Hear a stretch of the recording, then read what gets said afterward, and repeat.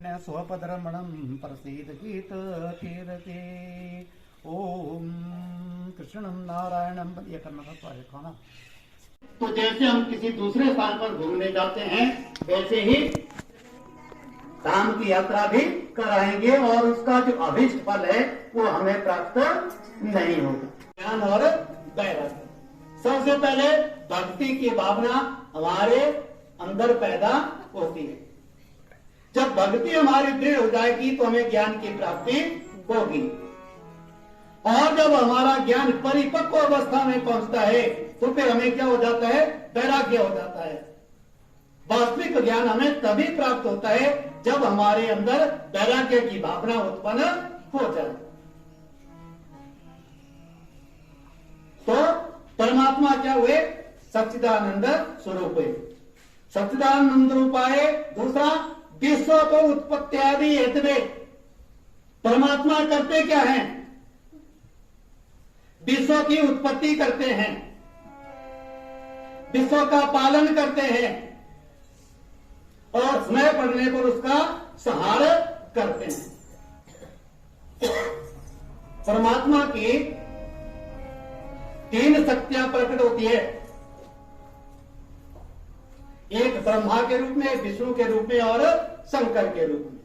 ब्रह्मा जी का काम सृष्टि की रचना करना होता है, विष्णु जी का काम पालन करना होता है और भगवान शंकर का काम समय पड़ने पर पृथ्वी का संहार करना होता है। और जहां हम लोग रहते हैं, इस पृथ्वी पर रहते हैं, इसका नाम मृत्यु लोक है और इस लोक के जो देवता हैं भगवान शिव हैं, वही मृत्युंजय हैं। जन्म और मृत्यु उन्हीं के अधीन है। तो परमात्मा का क्या काम हुआ, संसार की उत्पत्ति करना, उसका पालन करना और समय पड़ने पर उसका संहार करना। तापत्रय विनाशाय, और क्या करते हैं भगवान, हमारे तीनों प्रकार के तापों का नाश करते हैं। हमें जो कष्ट होते हैं वो तीन प्रकार के ही होते हैं, दैहिक, दैविक और भौतिक। दैहिक, दैविक, भौतिक तापा राम का राज नहीं काहू ही व्यापा। तो हमें जो कष्ट होते हैं देह से होते, शरीर से संबंधित कष्ट होते हैं। जैसे शरीर में कोई बीमारी हो गई, कोई कुछ हो गया, वो शारीरिक कष्ट हुआ।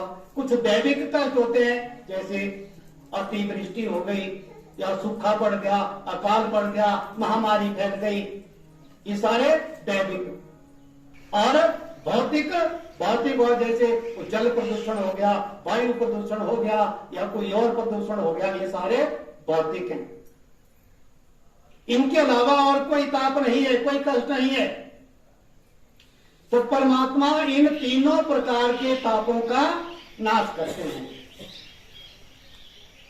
तो उन भगवान श्री कृष्ण को हम नमस्कार करते हैं। एक बात और कि जब हम कोई भी कथा सुनते हैं, आपने रामायण की कथा सुनी, आपने शिव पुराण सुना होगा, आपने भागवत महापुराण सुना होगा। हर पुराण में क्या कहा जाता है, अगर राम की कथा सुनेंगे, राम जी की कथा सुनेंगे तो कहेंगे श्री राम सबसे बड़े। भागवत की कथा सुनेंगे तो भगवान कृष्ण सबसे बड़े। शिव पुराण सुनेंगे तो भगवान शिव सबसे बड़े। लेकिन वास्तव में बड़ा कोई नहीं है। ये जो तीनों शक्तियां हैं, जैसे मैंने कहा ब्रह्मा, विष्णु और महेश, ये किसके प्रतिरूप हैं, परमात्मा के, जिनको हम ब्रह्म भी कहते हैं। दो शब्द हैं, एक ब्रह्म, एक ब्रह्मा। तो वो जो ब्रह्म है वो क्या है, निराकार है, अनंत है। तो जब वो सृष्टि की रचना का संकल्प करते हैं तो उन्हीं के शरीर से ये सभी शक्तियां पैदा होती है।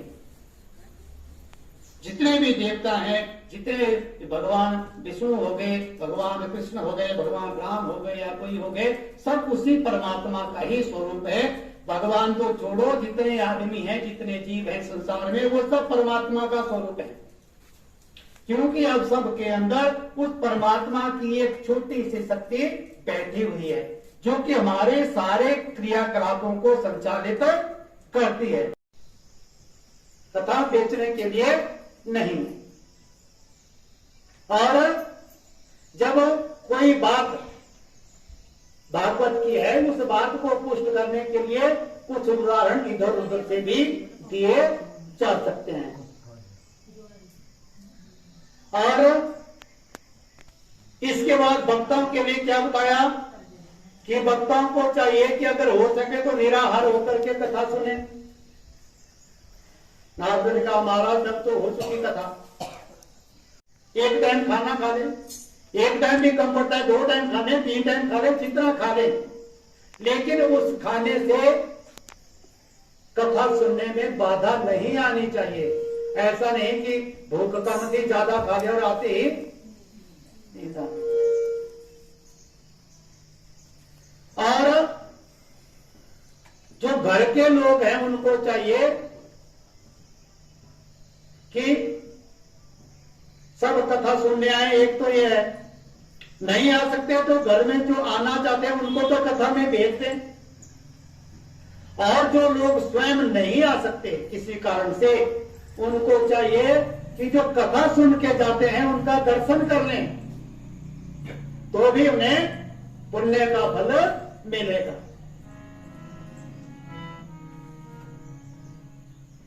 तो इस प्रकार से कथा का दिव्य फल है। जो कथा सुनता है उसका भी दर्शन करना लाभदायक होता है। और श्रोताओं के बारे में कहा कि श्रोता कितने प्रकार के होते हैं। चलो तो क्या, श्रोता 4 प्रकार के होते हैं। एक तो होता है श्रोता, श्रोता होता है तो सुपारी काटने का, टुकड़े टुकड़े करता रहता है सुपारी के। कई श्रोता ऐसे होते हैं, जैसे कथा मंडप में आएंगे तो देखेंगे कि बैठने की व्यवस्था ठीक है कि नहीं, आसन किस तरह लगा हुआ है, वहां कैसी कैसी व्यवस्था है, और लोग पानी और चाय इत्यादि के लिए भी पूछते हैं कि नहीं पूछते हैं। तो उनके तो सारे कथा का समय उसी में चला जाता है। वो होते श्रोता। और दूसरे श्रोता ऐसे होते हैं कि एक कान से आया दूसरे से गया, अंदर कुछ टिकता नहीं है, सीधा होता है रास्ता, एक कान से दूसरे कान की तरफ चल। और तीसरे कुछ होते हैं जो बड़े कम होते हैं, वो श्रोता नहीं होते, श्रोता होते हैं। चलो कोई बात नहीं, नींद तो आती ही आती है कथा में। और कथा में जब गूढ़ ज्ञान की बात जब आती है तो जरूर नींद आती है।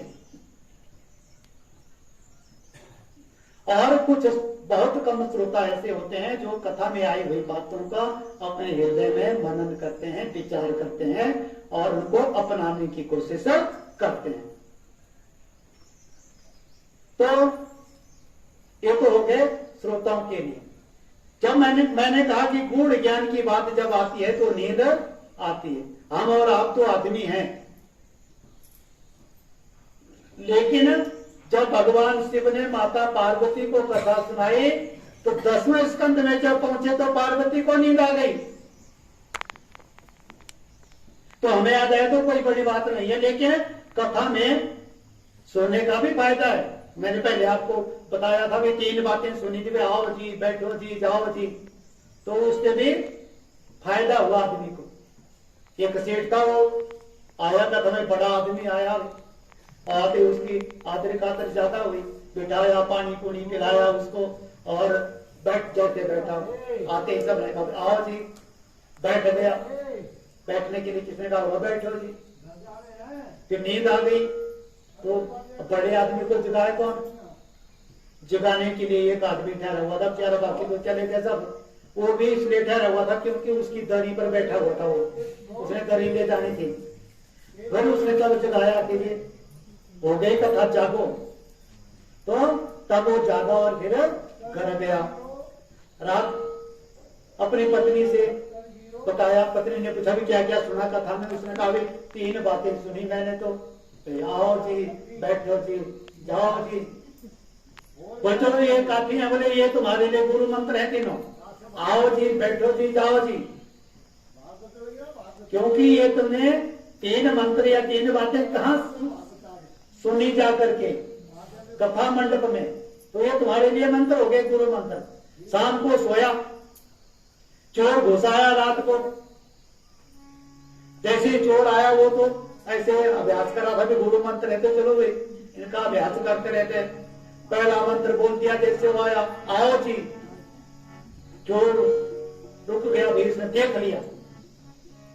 थोड़ी देर वहीं रुका रहा, बड़ी देर खड़े हुए हो गई। उसने दूसरा बोल दिया, बैठो जी। तब उसने सोचा कि इसने तो निश्चित रूप से मुझे पहचान लिया है, अब मुझे भागना चाहिए। और वहां से फटाफट उड़ के भागने लगा। तो उसने तीसरा बोल दिया कि जाओ जी। वो फिर भी रुका, भाई इसने पहचान लिया, जाओ जी बोल रहा है, सवेरे पंचायत करेगा और मुझे पकड़वा देगा। आते ही उसके पैरों में गिर पड़ा, भाई महाराज माफ करना, ये मैंने कुछ नहीं लिया है, बाकी लिया क्या जो दूसरी जगह से लाया था वो भी आप रख लो, पर किसी को बताना मत। उसकी समझ नहीं आया भी क्या बोल रहा है। उसने कहा ठीक है, पर तुम नहीं, तुम माफ करो, अब मैं चलता हूं, ये लो सब कुछ आप रखो, मैं चलता हूं। और सारी बात अपनी पत्नी को बताई कि देखो कल मैं गया, 3 मंत्र वहां से लाया और इतनी जल्दी सिद्ध हो गए मंत्र, तुरंत फल मिल गया। तो ऐसा भी होता है। बोले वृंदावन बिहारी लाल के जय। इसके बाद ये जो कथा का महात्म है ये पूरा हुआ। अब हम कथा में प्रवेश कर रहे हैं।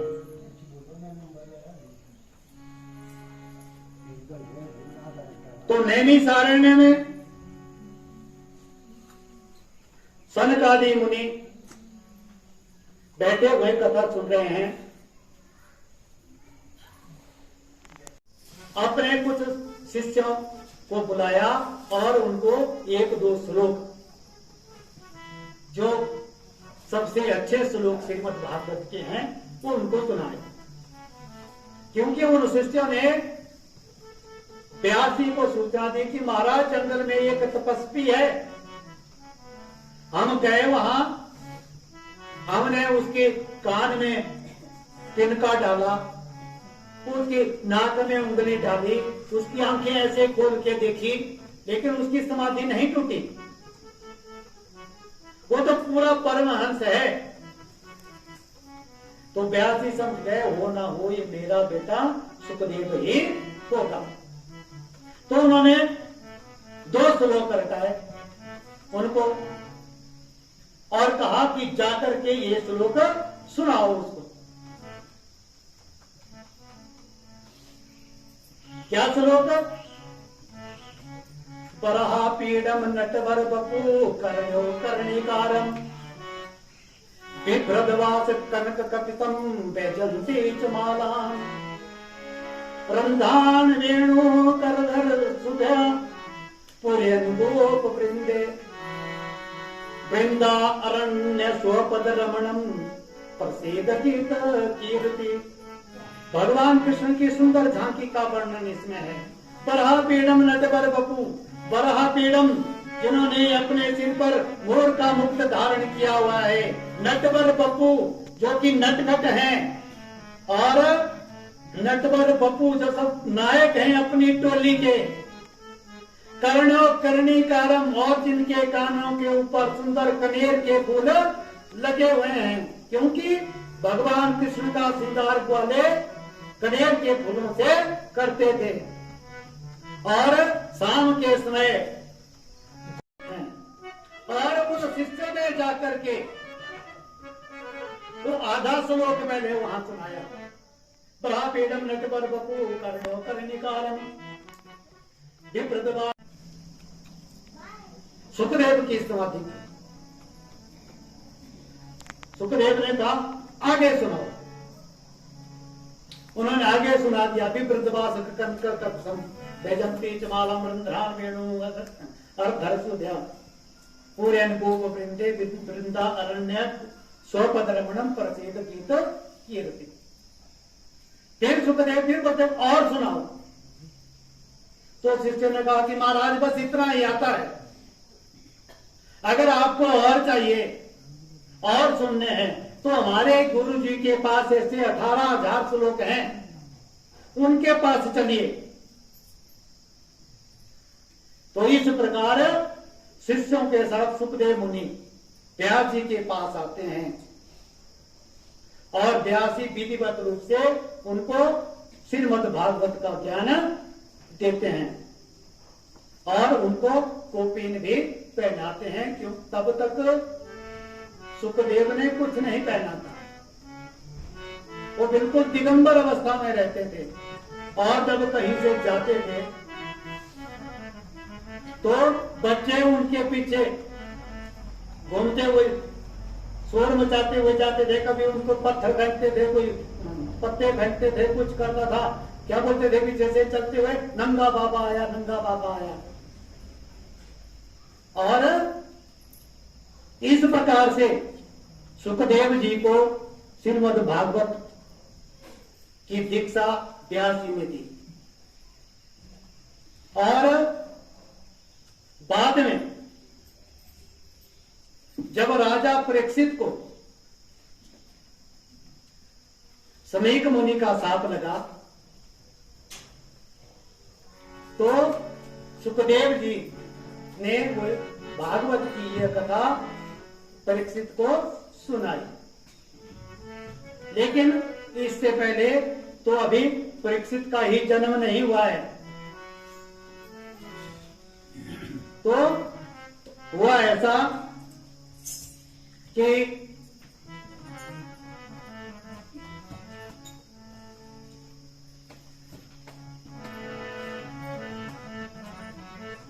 जब एक बार नारद जी व्यास ऋषि से मिलते हैं, जैसा मैंने पहले आपको सुनाया कि व्यास जी के मन में असंतोष हुआ कि मैंने इतने पुराण लिखे फिर भी संतोष नहीं है मन को।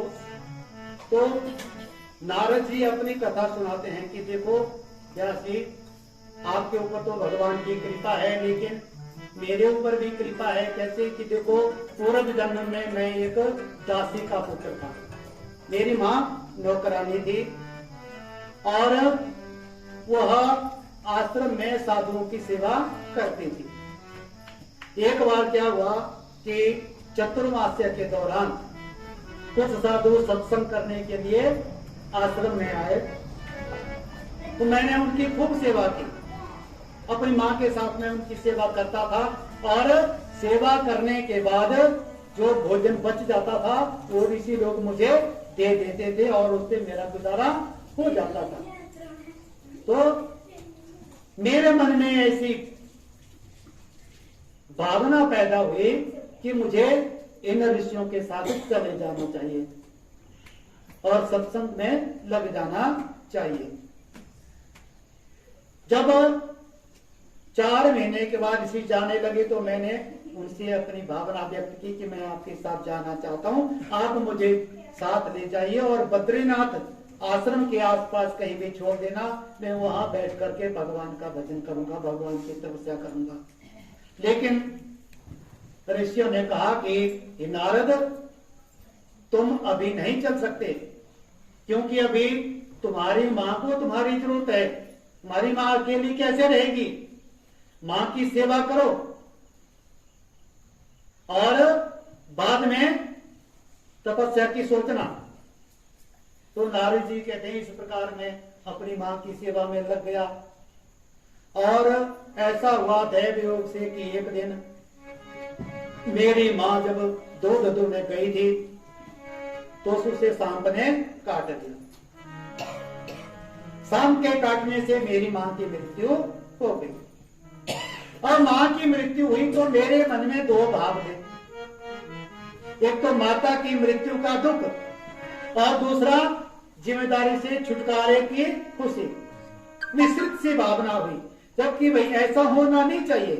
माता की मृत्यु पर दुख तो होना चाहिए, दुख मुझे हुआ, लेकिन साथ ही सुख भी हुआ कि चलो अब मेरी जिम्मेदारी खत्म हुई। तो अपनी माँ का अंतिम संस्कार करके मैं फिर भगवान के भजन में लग गया, चला गया और भगवान का भजन करने लगा। जब भजन करने लगा, करता रहा तो एक दिन भगवान ने दर्शन दिए। दर्शन दिए, कुछ समय के लिए दिए। उसके बाद भगवान की वो झांकी हृदय से गए। मैं व्याकुल हो गया कि भगवान कहां चले गए।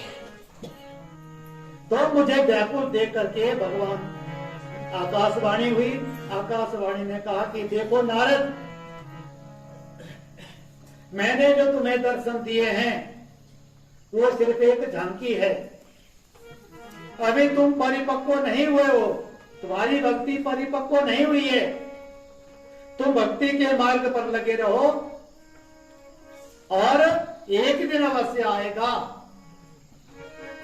जब मैं तुम्हें दर्शन दूंगा। दर्शन क्या दूंगा? तुम्हें अपने पास बुला लूंगा। और इस प्रकार भी मैं भगवान की तपस्या में लगा रहा।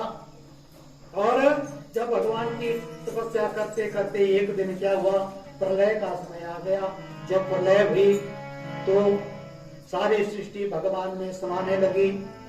तो मैं भी सांस के साथ ब्रह्मा जी के अंदर चला गया और ब्रह्मा जी पूर्ण ब्रह्म में समा गए, भगवान में समा गए और सब कुछ खत्म हो गया।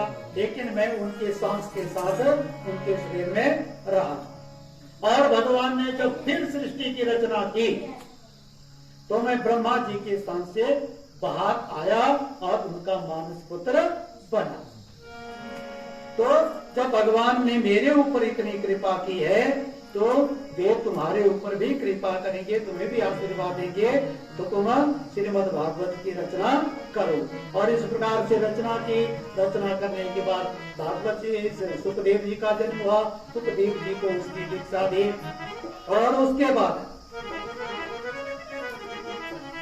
क्या हुआ कि शौनकादि मुनियों ने सूत जी से पूछा कि महाराज, आपने कहा कि परीक्षित को कथा सुनाई सुखदेव जी ने। ये सुखदेव कौन है?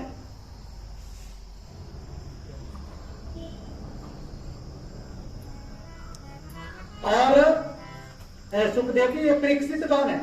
सुखदेव की कथा तो होगी पहले। ये परीक्षित कौन है? परीक्षित को कथा सुनाई, परीक्षित कौन है? और उनको कथा सुनने की क्या जरूरत हुई? आपने कहा उनको सांप लगा तो सुनाई। उनको सांप क्यों लगा? उन्होंने क्या काम किया था? ये कथा हम सुनना चाहते हैं। तो शौनकादि ऋषियों का प्रश्न सुनकर के सूत जी गंभीर हो गए और उन्होंने कहा कि मैं परीक्षित की कथा सुनाना जरूरी नहीं समझता, लेकिन फिर भी सुनाऊंगा। क्यों सुनाऊंगा?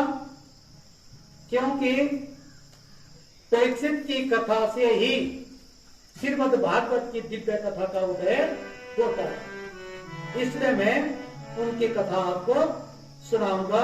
और जिस व्यक्ति की कथा से भागवत जैसी परम पवित्र कथा का उदय होता हो, उसकी कथा तो भगवान की कथा की तरह ही होती है। तो हुआ ऐसा कि महाभारत के युद्ध में, जो कि धर्म युद्ध था, सभी कौरव मारे गए। सिर्फ दुर्योधन को छोड़कर, दुर्योधन अभी जीवित था। भीमसेन ने उसकी जंघा पर गदा का प्रहार करके उसकी जंघाएं तोड़ डाली थी। और वो इतना गुस्सा था दुर्योधन को कि अपने गुस्से को शांत करने के लिए वो मृत्यु के समय भी जाकर के तालाब में नीचे बैठा जा करके। तो उसी समय जब वो मृत्यु के नजदीक था, उसका मित्र अश्वत्थामा, जो कि गुरु द्रोणाचार्य का पुत्र था, वो उसके पास आया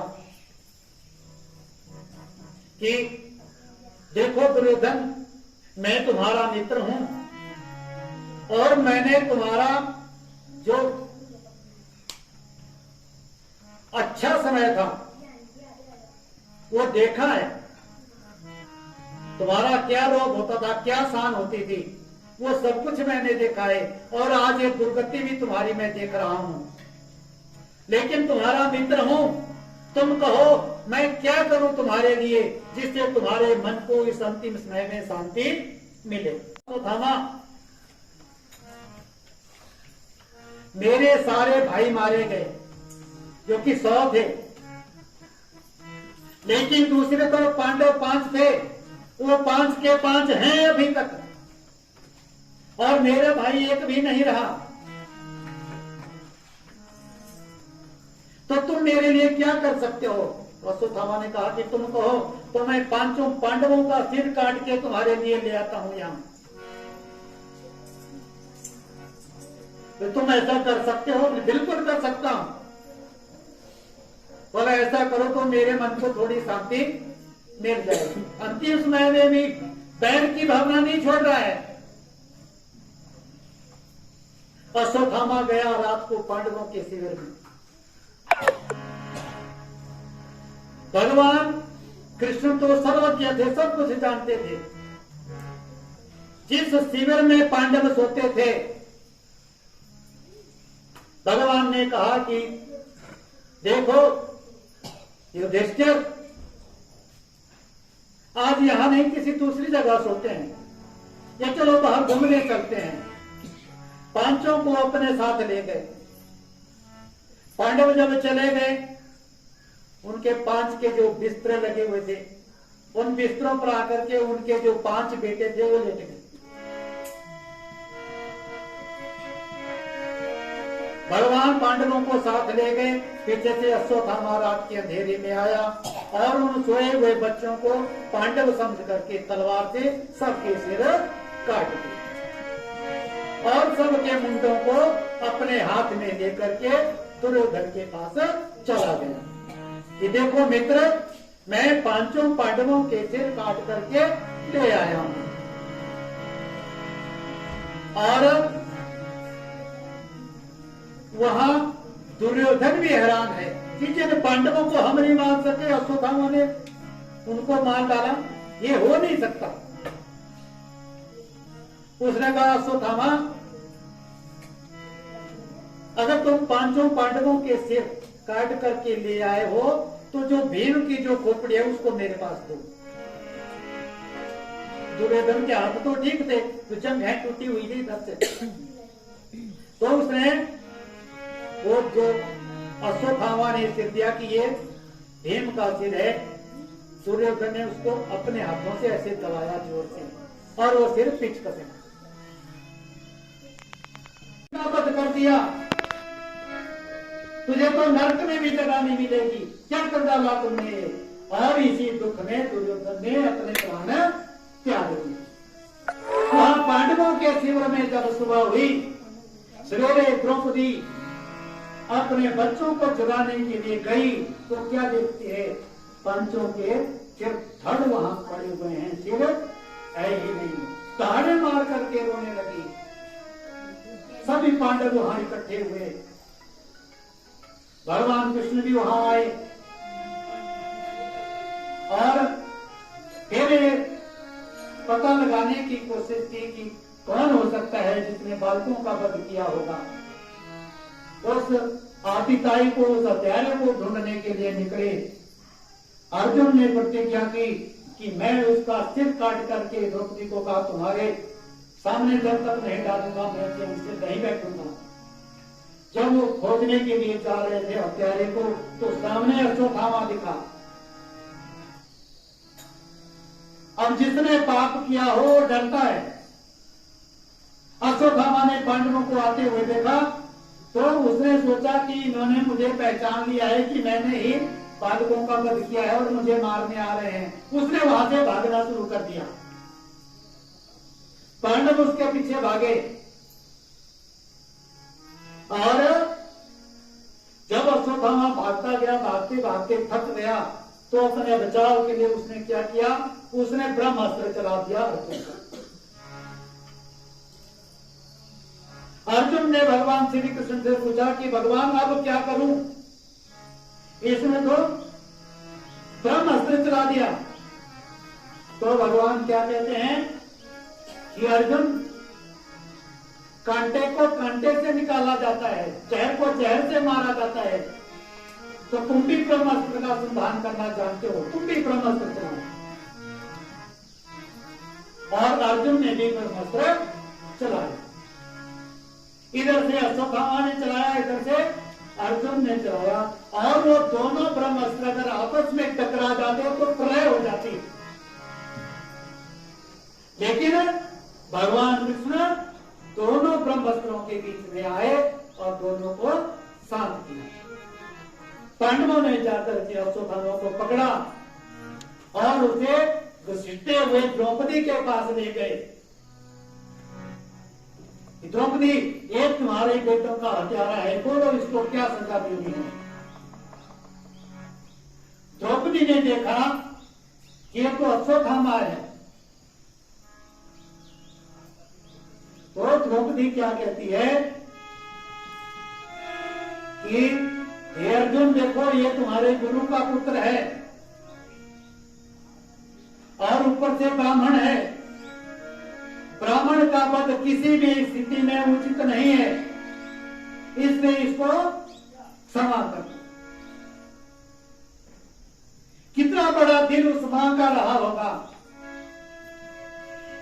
जिसने अपने, अर्जुन नहीं माने, नहीं मैं इसको नहीं छोड़ सकता। भीमसेन ने कहा कि अर्जुन, तू कुछ नहीं करेगा तो मैं मारूंगा इसको,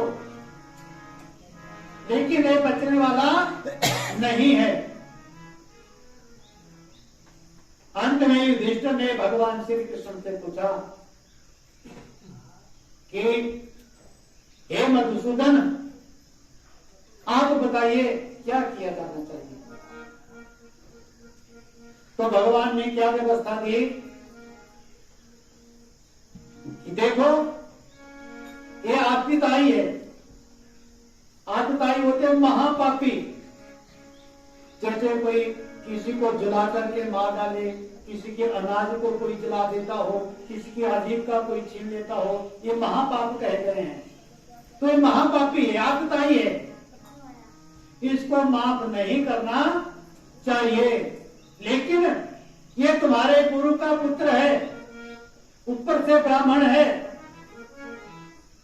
तो इसका वध भी नहीं करना चाहिए। अब ऐसी व्यवस्था दी। भीमसेन ने कहा कि वाह, क्या सलाह दी। एक तरफ कहते हैं इसको छोड़ना नहीं चाहिए, दूसरे तो कहते हैं इसको मारना नहीं चाहिए। ऐसी सलाह का फायदा क्या? तो भीमसेन को समझाया युधिष्ठिर ने कि युधिष्ठिर, भीमसेन तुम रुको, सुनो, तुम्हें पता नहीं है, अर्जुन है, इसने भगवान से गीता सुनी है, ये हर एक बात को जानता है, हर एक बात के जो तात्पर्य होता है, जो अर्थ होता है, उसको समझता है। इसलिए अर्जुन को निर्णय करने दो क्या करना है। तो अर्जुन भगवान की आशय को समझ गए। उन्होंने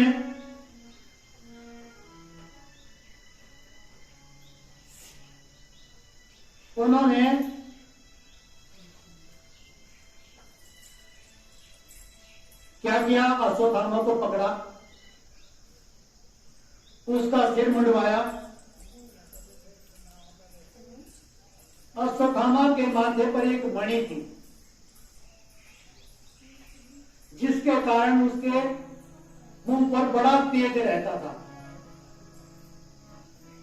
वो मणि निकाल ली और उसको बेइज्जत करके वहां से निकाल दी।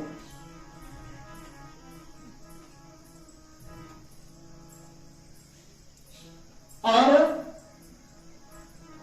द्रौपदी से पूछा कि तुम उसे माफ करने की बात क्यों कर रही थी? तो द्रौपदी ने कहा कि देखो,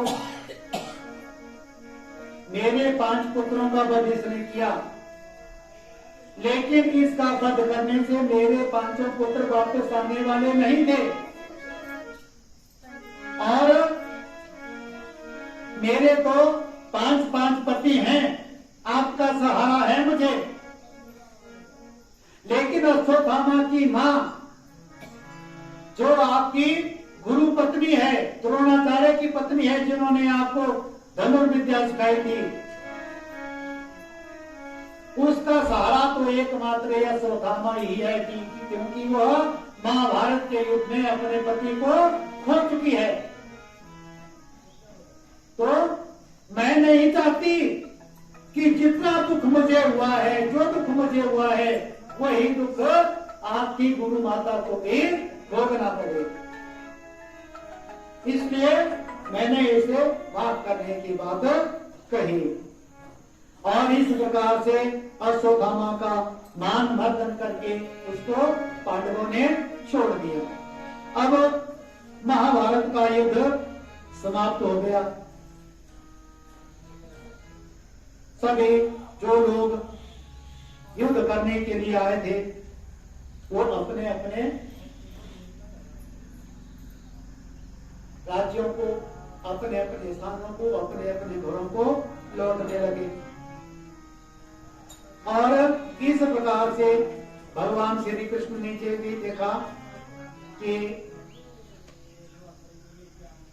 अब मेरा यहाँ कोई कार्य नहीं है, जितना कार्य था वो पूरा हुआ, मुझे अब द्वारिका चलना चाहिए। तो जब भगवान द्वारिका के लिए तैयार हुए, सभी पांडव 29 उनको वहां रथ के पास छोड़ने के लिए आए। तो जैसे ही भगवान रथ पर चढ़ने लगे, उत्तरा दौड़ती हुई आई, जोर से चिल्लाती हुई आई, पाही पाही महायोगी देव देव जगते नान्यं तत् भयं दृष्टे यत्र मृत्या परस्परम। कि हे भगवान, हे देवाधिदेव, हे परमात्मा श्री कृष्ण जी, मेरी रक्षा करो, मेरी रक्षा करो। और दौड़ती हुई आई और भगवान के चरणों पर गिर गई। जहां भगवान खड़े थे वहां 5 पांडव खड़े थे, लेकिन उत्तरा किसी के पास नहीं गई। द्रौपदी की तरह किसी का विश्वास नहीं किया उत्तरा ने, सीधी जाकर के भगवान के चरणों में पड़ी। क्योंकि हुआ क्या, पांडवों ने अश्वत्थामा को वहां से बेइज्जत करके निकाल दिया, लेकिन वो नहीं समझा। अश्वत्थामा ने फिर दिमाग लगाया कि मैं पांडवों के वंश का समूल नाश कर दूंगा। विचार किया कि अभिमन्यु की मृत्यु तो महाभारत में हो गई थी, लेकिन उसकी पत्नी उत्तरा वो गर्भवती है, उसके गर्भ में शिशु पल रहा है जो अब जन्म लेने वाला ही होगा। और उसने क्या किया, ब्रह्मास्त्र की विद्या तो जानता था, ब्रह्मास्त्र लिया और उत्तरा के गर्भ पर छोड़ दिया। जब उत्तरा के गर्भ की ओर ब्रह्मास्त्र आने लगा तो उसका गर्भ चलने लगा, तो वो दौड़ी दौड़ी आई, भगवान के पैरों पर पड़ी और क्या कहा, पाही पाही महायोगी देव देव जगपते, कि हे भगवान मेरी रक्षा करो, मैं आपकी शरण में हूं। और अश्वत्थामा ने मेरे गर्भ के ऊपर ब्रह्मास्त्र छोड़ दिया है, जो मेरे गर्भ को समाप्त करना चाहता है, आप मेरी रक्षा करें। और भगवान श्री कृष्ण स्थूल रूप से सबके सामने वही खड़े रहे, सूक्ष्म रूप से उत्तरा के गर्भ में प्रवेश किया और गर्भ में प्रवेश करके परीक्षित की रक्षा की। बोलिए परीक्षित महाराज की। परीक्षित संसार के पहले आदमी ऐसे हुए, पहला ऐसा बच्चा हुआ जिसने अपने गर्भ में ही भगवान का दर्शन कर लिया था। तो भगवान ने उत्तरा के गर्भ की रक्षा की और गर्भ की रक्षा करने के बाद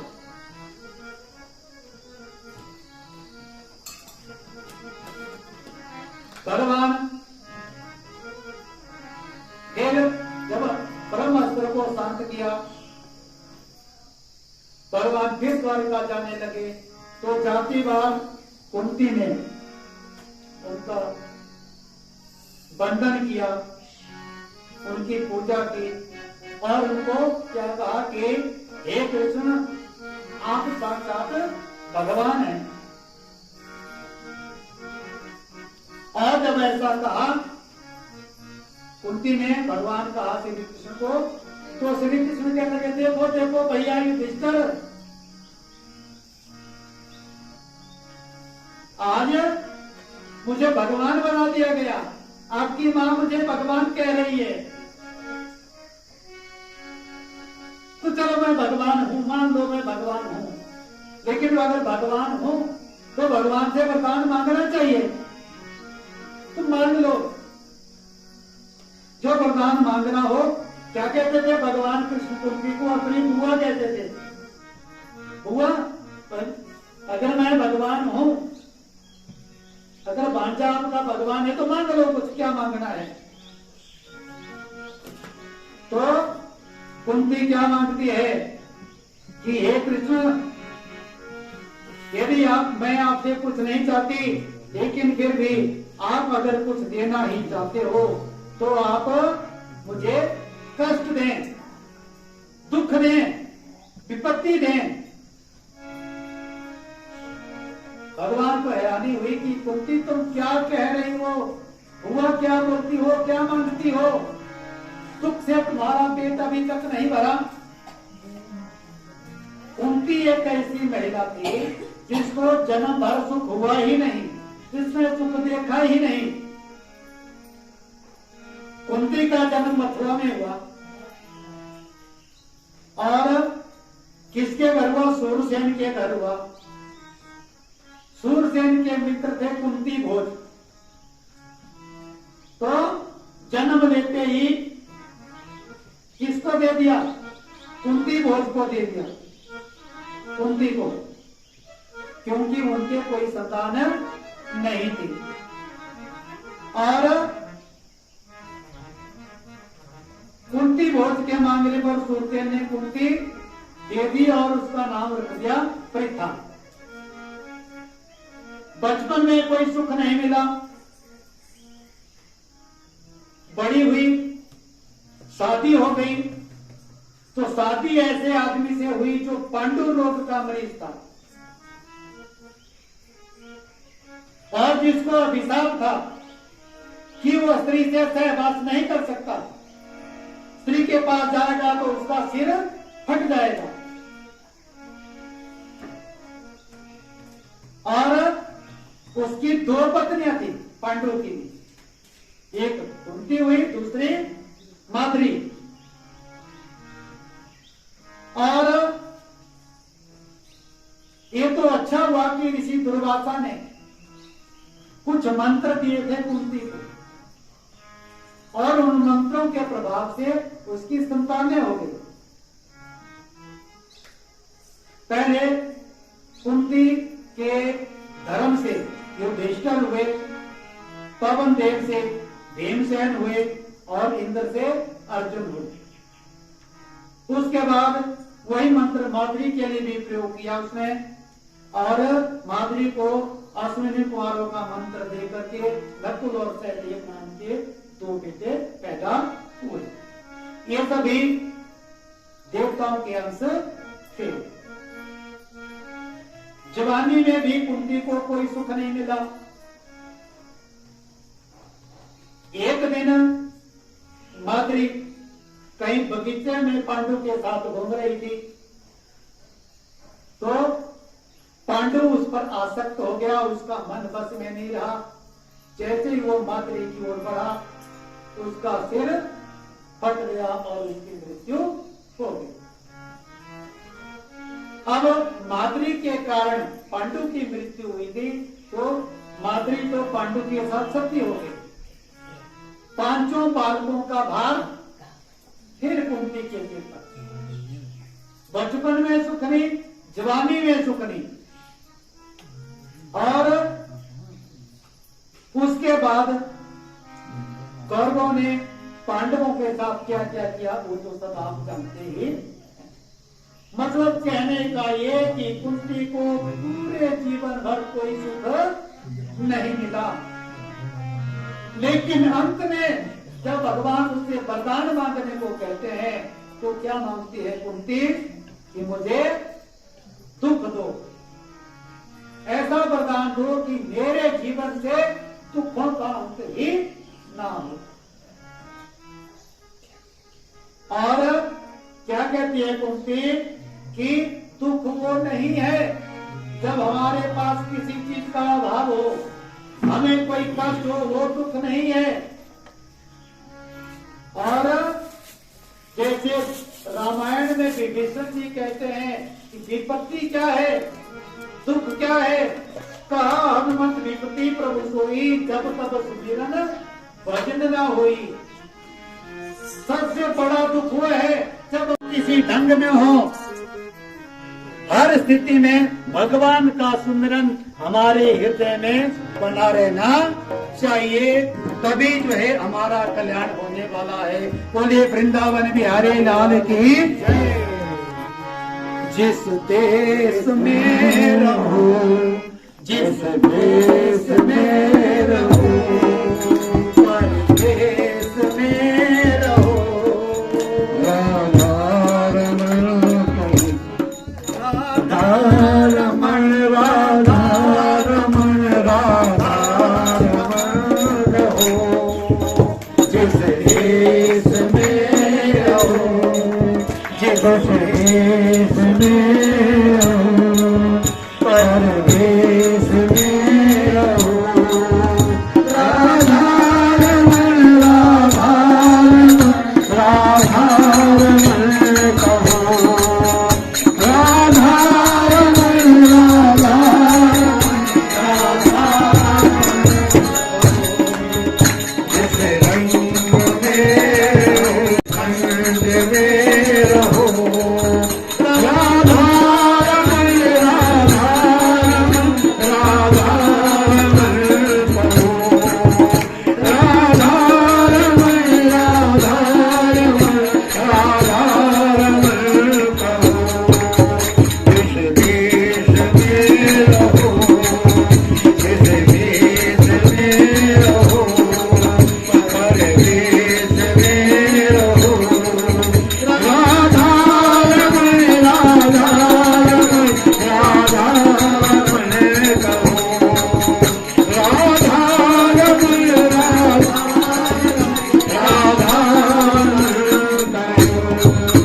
जिस रोग में रहो, जिस रोग में रहो, जिस रोग में रहो, राधा रमण राधा रमण राधा रमण कहो, राधा रमण राधा रमण राधा रमण कहो। जिस धाम में रहो, जिस धाम में रहो, जिस धाम में रहो, राधा रमण राधा रमण राधा रमण कहो, राधा रमण राधा रमण राधा रमण कहो। जिस देश में रहो, जिस देश में रहो, परदेश में रहो, राधा रमण राधा रमण राधा रमण कहो, राधा रमण राधा रमण राधा रमण कहो। राधा जय। बगलामुखी मैया की जय। राम देवता की जय। देवता की जय। शिव देवता की जय। हर हर महादेव। हर हर महादेव।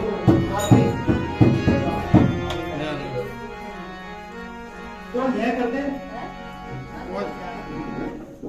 वो इतना यानी इस बात की क्या बात है? राधा रानी आपकी गाड़ी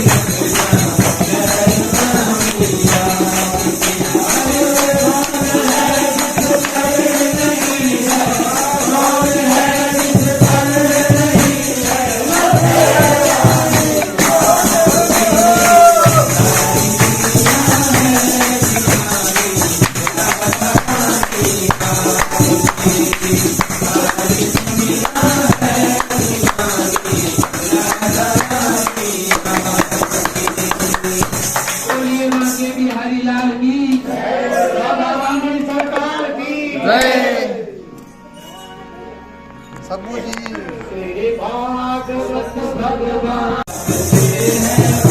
ऋतिका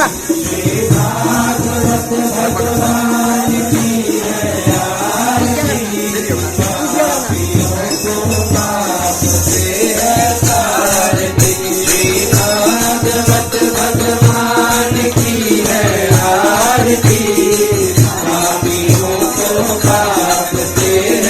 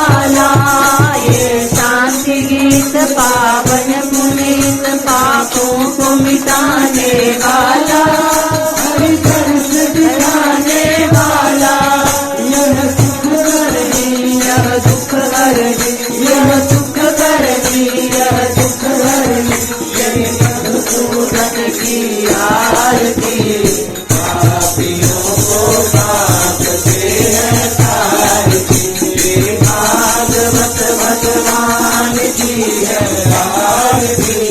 पापियों को पाप से है तारती। श्री भागवत भगवान की है आरती। पापियों को पाप से है तारती। मार्ग दिखाने वाला, बिगड़ी को बनाने वाला, ये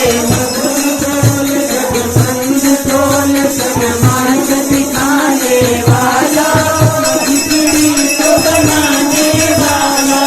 श्री राम यही घनश्याम यही, श्री राम यही घनश्याम यही, यही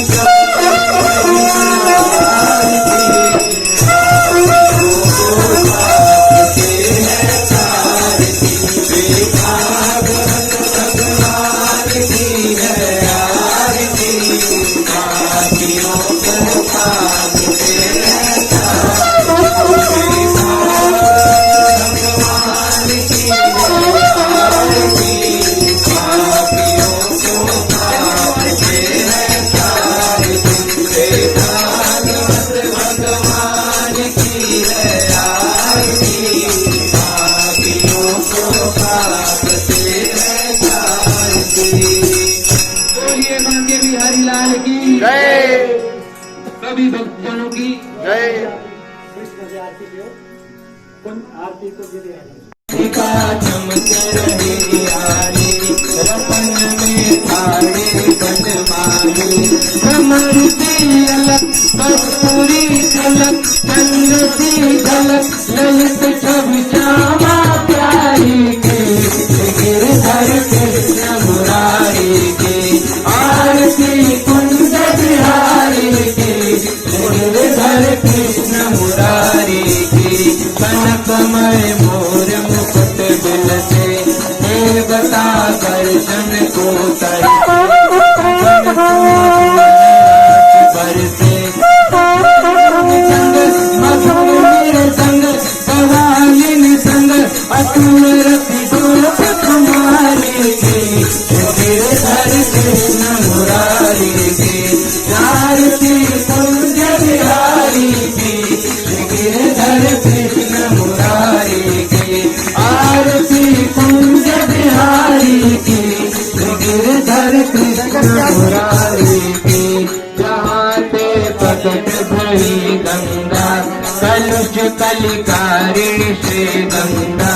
जहाँ से प्रकट भई गंगा, कलुष बसी शिवशी जटा के भी, बसी शिवशी जटा के भी।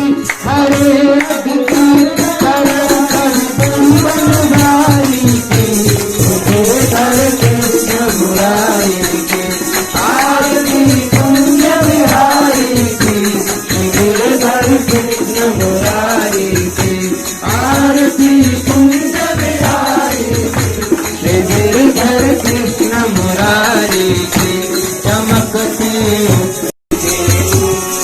चांदनी रंग, चांदनी रंग, प्रगट भव भन, तेरे सुंदरी मुरारी के।